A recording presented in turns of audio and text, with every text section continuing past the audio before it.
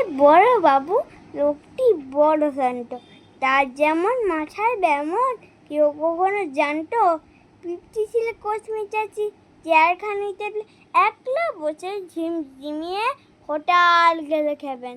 আর কেউ উঠে হাত পা ছুঁড়ে চোখটি করে গোল হঠাৎ বলেন, গেলুন গেলুন আমায় ধরে তুল। তাই শুনে কেউ বুলটি ডাকে, কেউ বা কাকে বলিস, কেউ বা বলে কামড়িয়ে দেবে সাবধানে রে তুলিস। ব্যস্ত সবাই এদিক ওদিক করছে ঘোরাঘুরি। বাবু আগে উড়ে আমার গম খেয়েছে চুরি, মুখ ফালানো আজব কথা, তাও কি হয় শক্তি। সবাই তারে বুঝিয়ে বলে সামনে ধরে আয় না, মোটেও কম হয়নি চুরি, কখনো দাও না। রেগে আগুন তেলে বেগুন তে বলে তিনি, কার কথা ঠাট ঠাড়েনি সবাই রেখেছেন।